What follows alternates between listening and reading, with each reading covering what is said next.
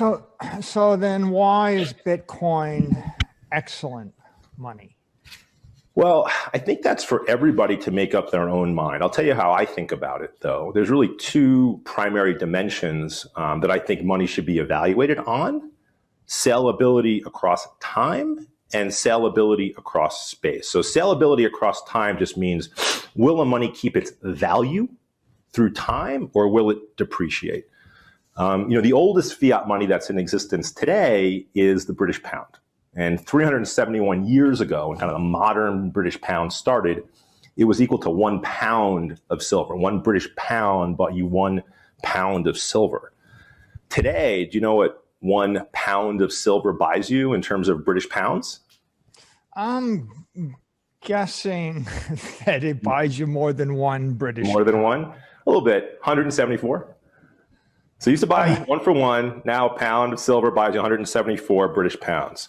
And the key here is to understand what changed and what did not change. Okay, the silver itself did not change. 371 years ago, it weighed a pound. Today, it weighs a pound. 371 years ago, the silver had certain chemical properties. It's got the same chemical properties today. The silver did not change. The fiat changed. It depreciated more than 99%. So silver crushed fiat. I hate the 99% number. I just hate that one. Yeah, I just didn't want to take it out to that many decimals. But it's 99.763812. I don't know. It's a lot. It's basically worthless, right, relative to silver. But people talk about gold. What about silver versus gold? And the reality is gold has been far better and far more reliable. It's a much better store of value than silver because it's scarcer and it's got a much lower supply growth. Gold grows at about 2% a year. Silver grows about 20-30% a year.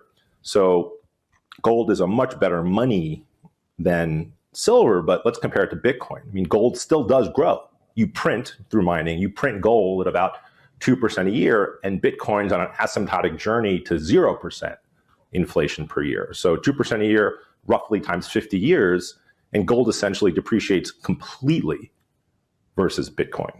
So Bitcoin will be worth far more than gold in the future once it clicks for people that gold is printed at a much higher rate, and that compounds, much higher, 1 or 2% a year, but that compounds over 10, 20, 30, 40, 50 years. But there's another property of gold that makes it weak relative to Bitcoin. And in fact, this is a property of Bitcoin that makes Bitcoin truly unique among any money in history, which is that Bitcoin is the first store of value ever in which its supply is entirely unaffected by its demand.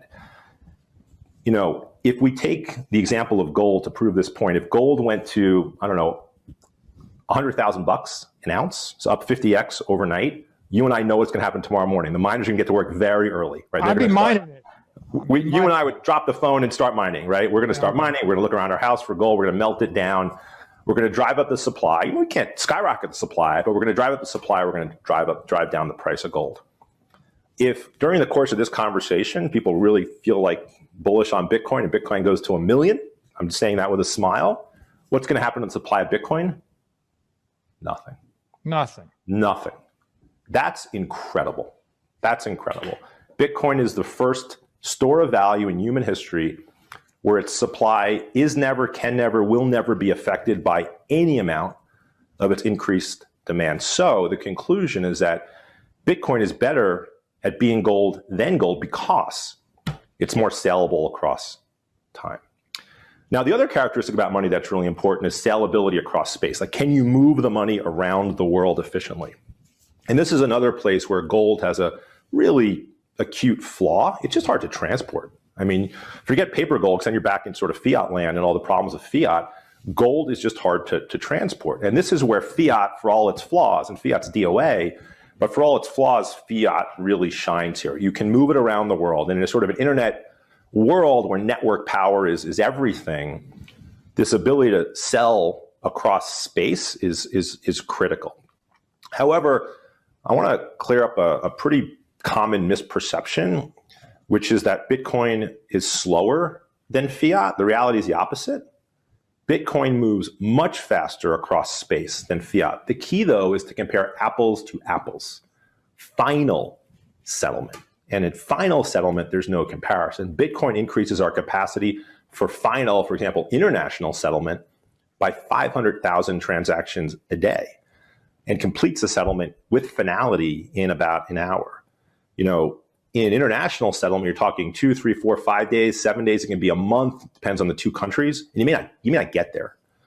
And even within a country like ours, Michael, don't confuse the speed of your Visa payment with its final settlement, because it's not finally settling. When you go to Starbucks and buy coffee with your Visa card, no final settlement occurs. What actually happens is your bank and Starbucks bank, they have some credit risk to each other for 2 or 3 days. Usually it's fine, but sometimes with disastrous results. And then there's final settlements.